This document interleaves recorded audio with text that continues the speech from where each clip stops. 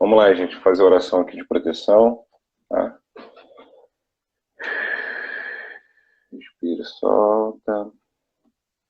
Deus, de joelho perante vós, irreverente, respeitosamente vos saúdo. E humildemente vos clamo que me envolva com vosso amor divino, com vosso poder e a vossa luz.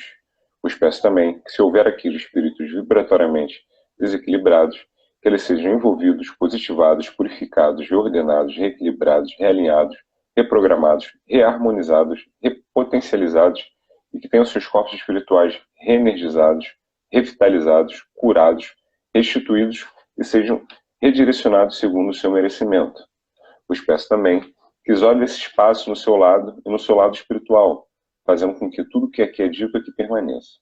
Peço ao meu amado mestre da magia, respeitosamente, que se posicione ao meu lado, e que a partir dele o Senhor me instrua, me ensine e me conduza nessa aula.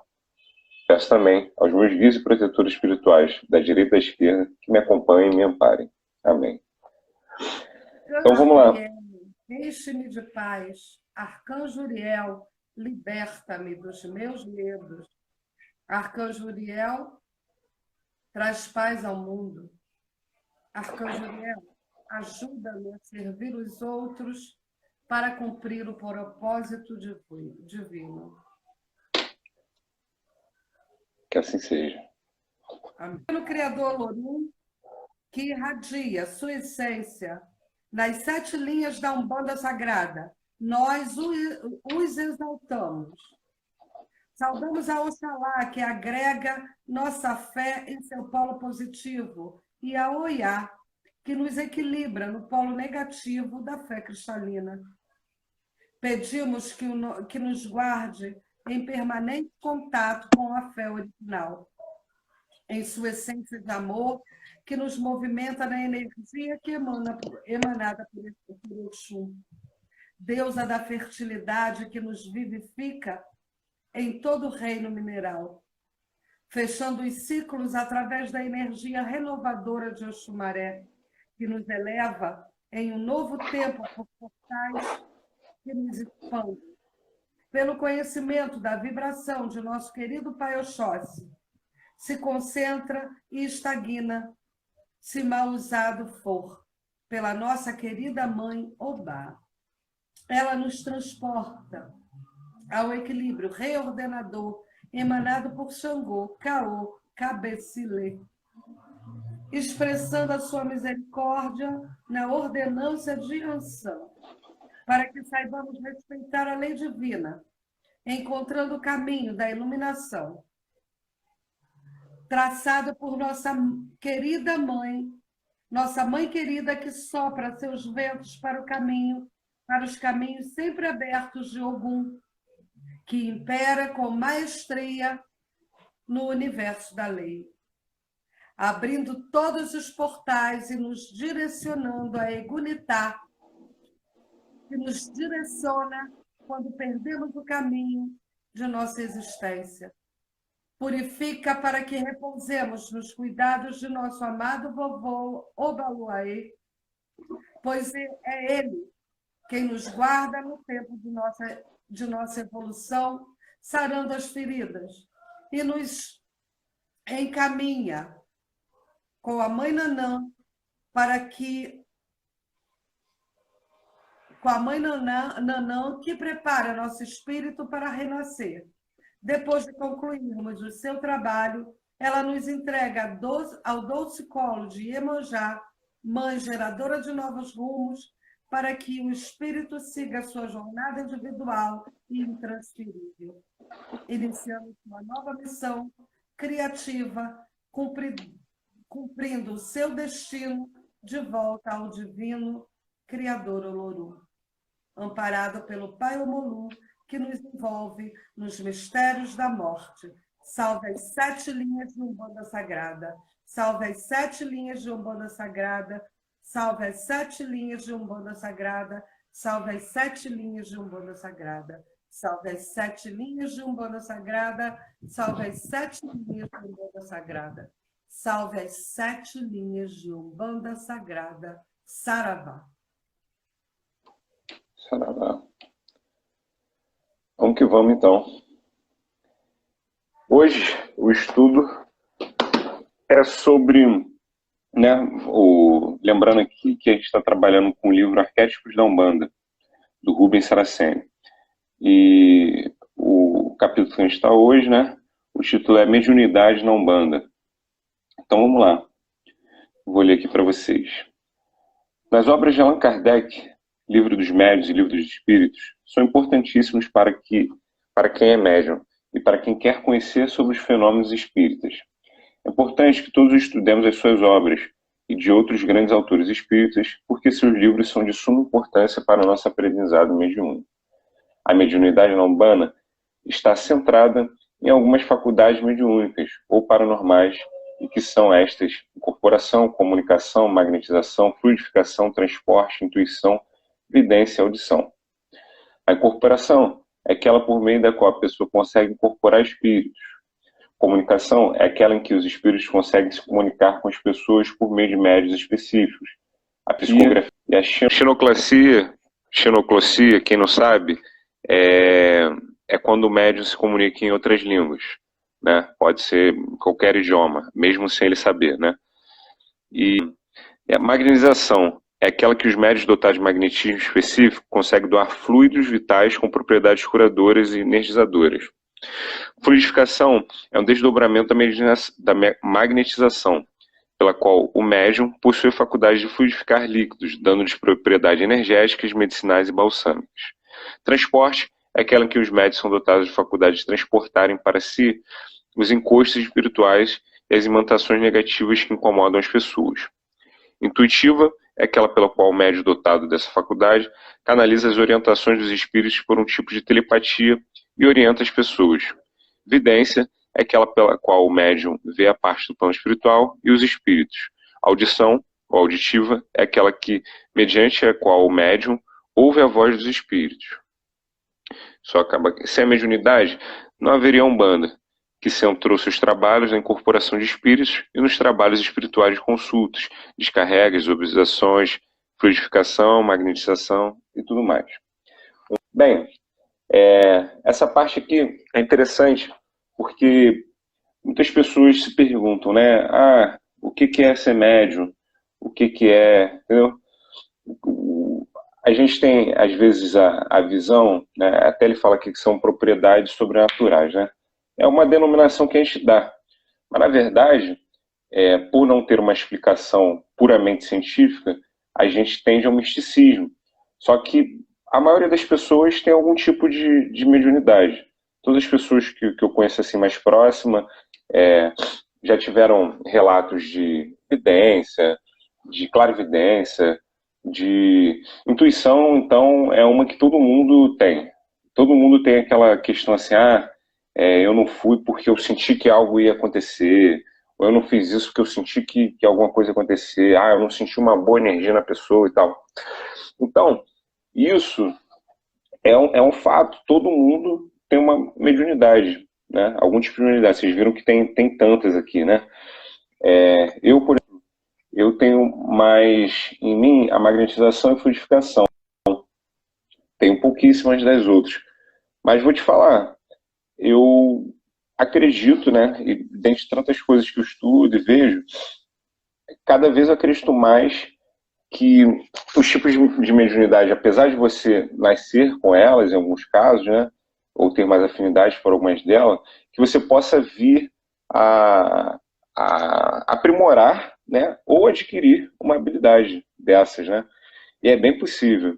Eu já tive um relato uma vez com uma amiga minha que ela nunca tinha meditado. A primeira vez que ela meditou, ela teve uma situação de clarividência, né?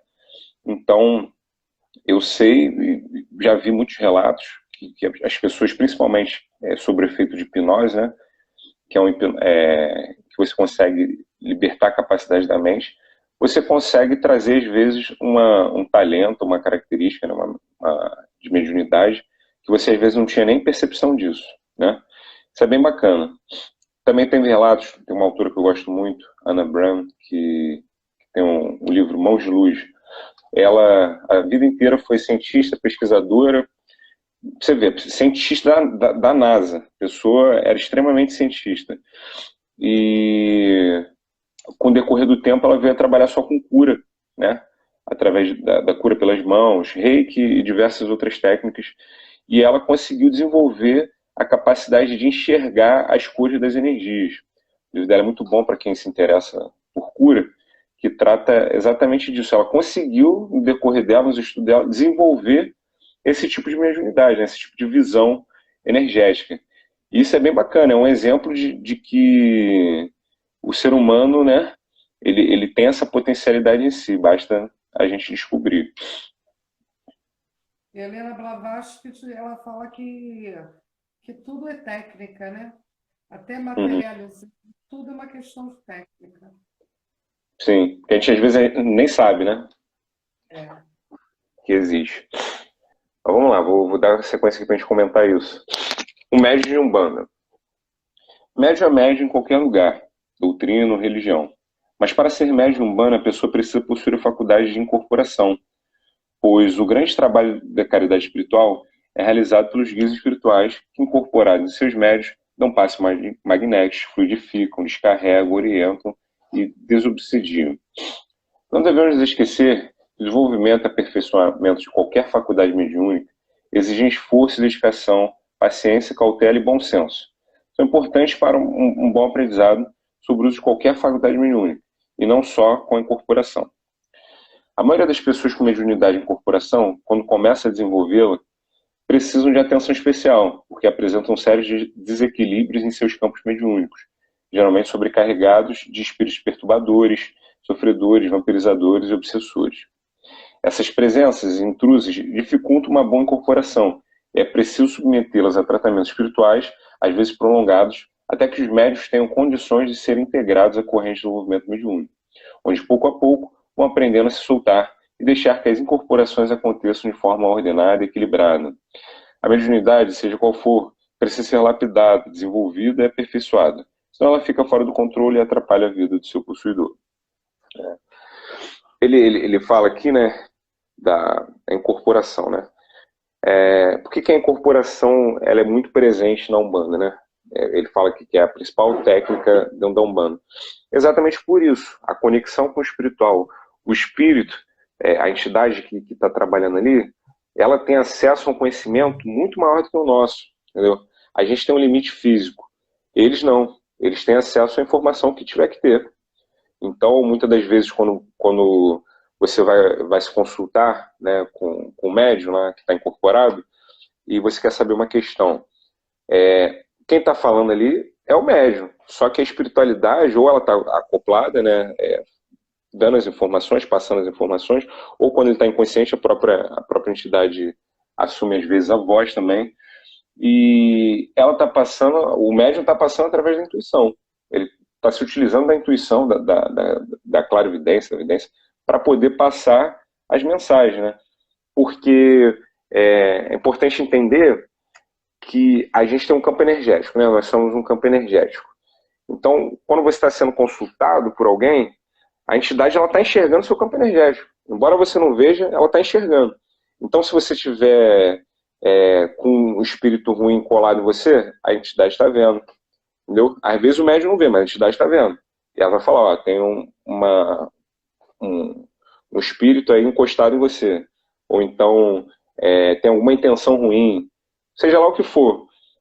Ainda que o médium não veja, a espiritualidade vê. Porque ela não tem essas limitações da materialidade como a gente tem. Então é importantíssima a intuição nesse trabalho. Quando se joga carta, por exemplo, né? A informação que sai ali é uma informação que se trabalha através da intuição. Você consegue enxergar ali nas cartas a informação precisa. A informação está no campo energético, né? E muitos casos de médios que vão trabalhar dando consulta à noite, na semana dos trabalhos, né? Ele lê alguma coisa, ele tem alguma informação, e na hora que ele está dando consulta, aquela informação serve para o consulente que pediu Exatamente. informação. E aí, aí o médico fica muito inseguro, que ele fala assim, poxa, então não é minha entidade, sou eu.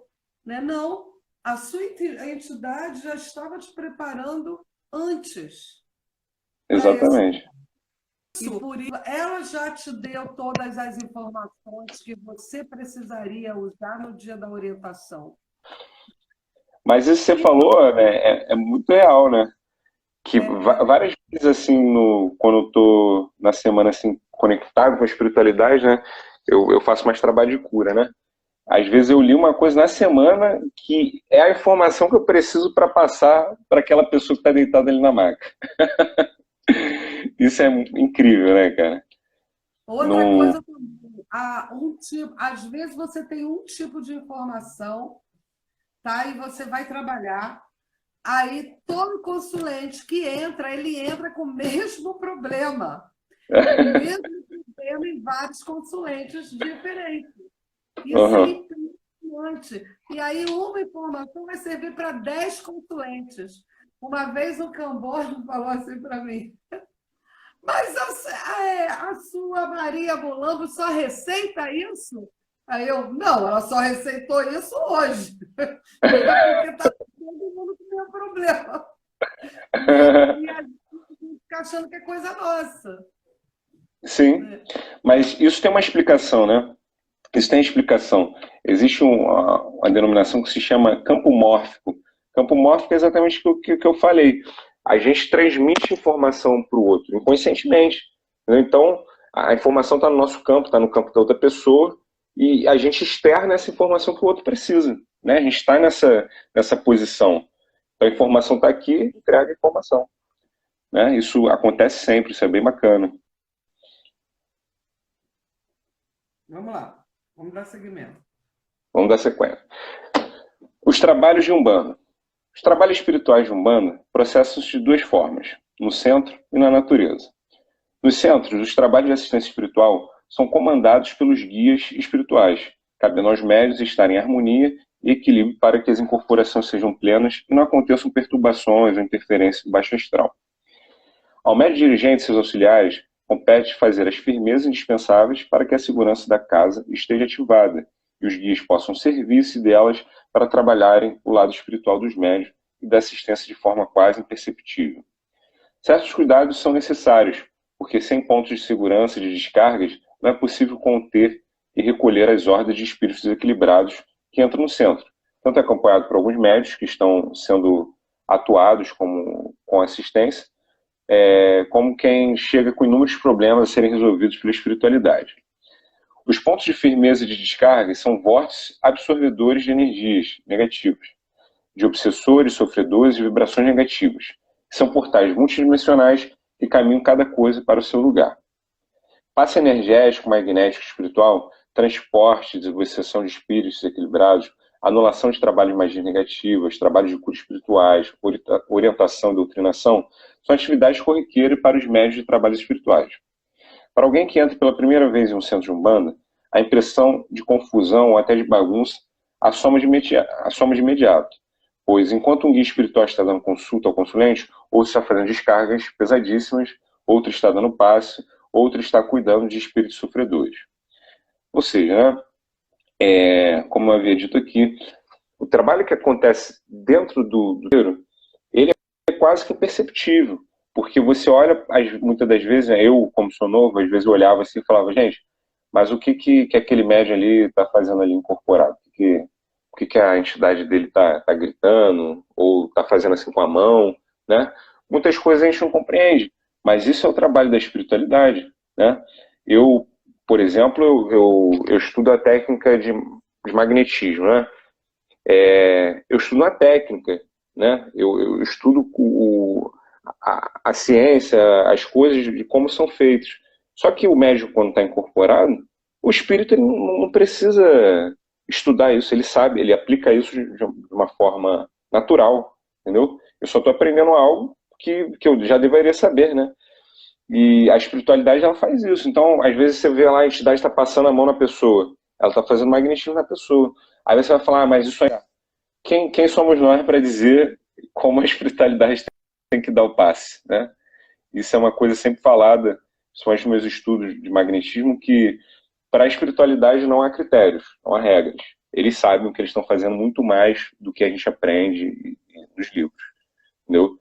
Então, Ele precisa que estudemos essas técnicas. Ele precisa porque é uma ferramenta dele. Sim. Nós precisamos saber para ele poder agir. É como se fosse um bisturi, uma faca, né, uma linha, uma agulha na mão do médico. Nós precisamos dar todas essas ferramentas aos nossos guias para que eles possam trabalhar da melhor forma possível. A Isabela está falando aqui que ela sempre sente muito sono quando ela vai a algum centro que ela acha bem curioso. Eu também sinto muito sono, tá, Isabela?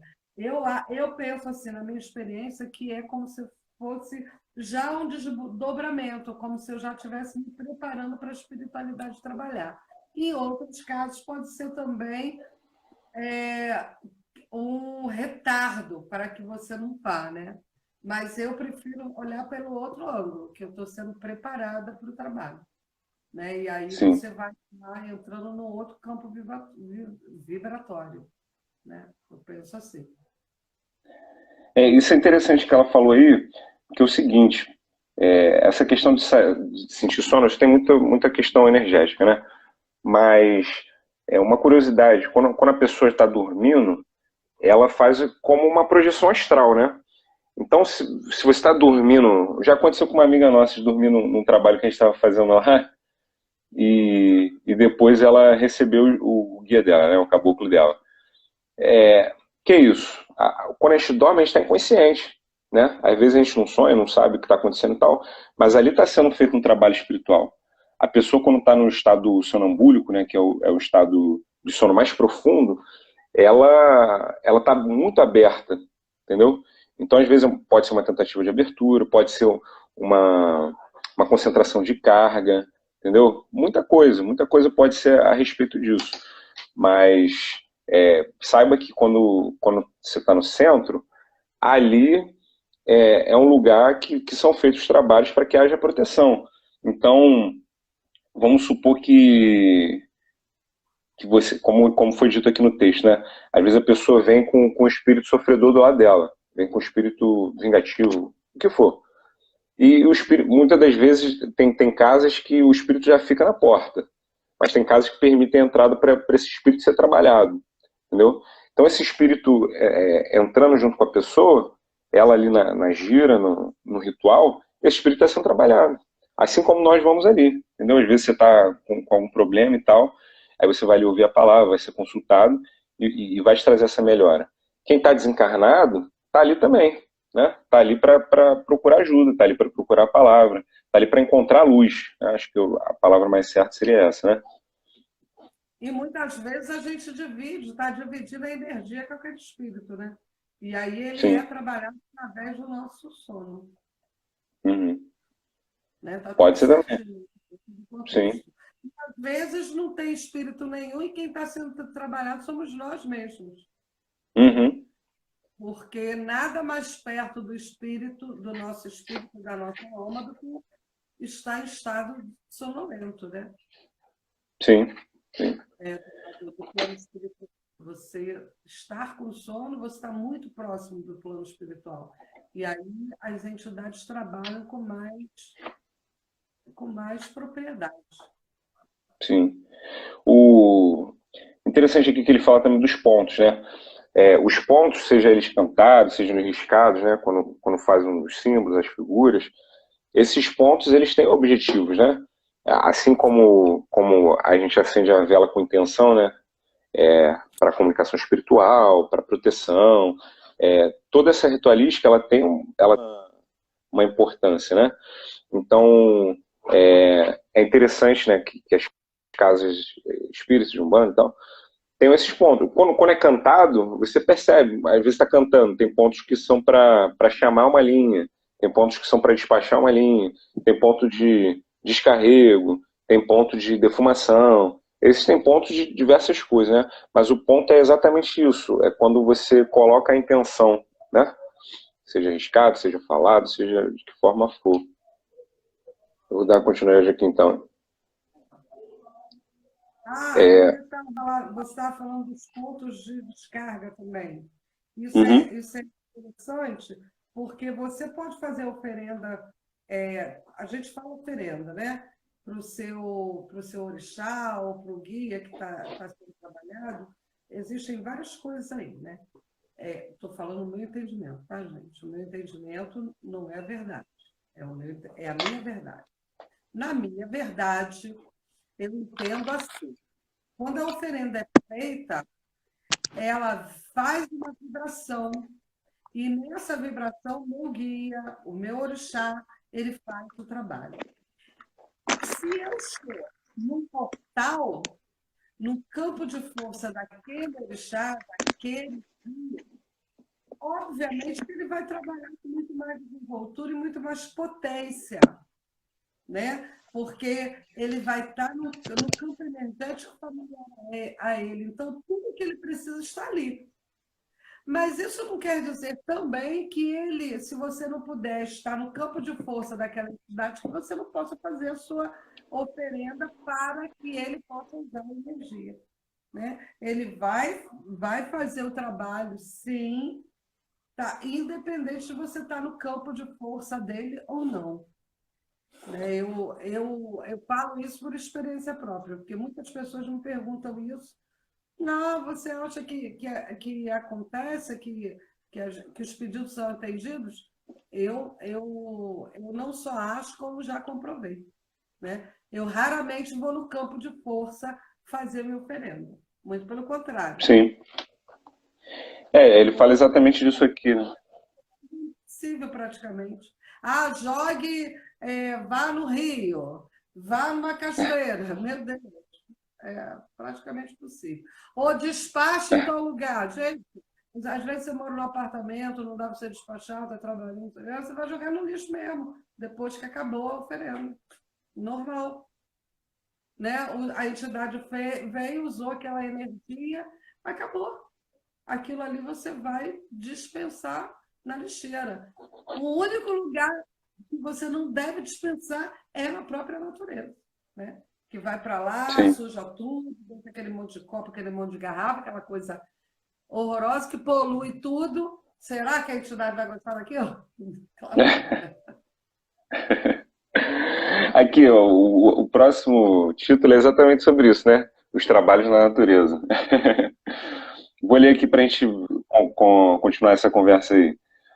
Os médios umbandistas são orientados a realizar certos trabalhos na natureza, em campos ou locais específicos, porque em seu tratamento de magia, nem sempre é possível realizá-los dentro do centro. Várias necessidades exigem ainda a natureza. Firmeza de guias e orixás, exige que sejam oferendados e firmados primeiro em seus pontos de força na natureza.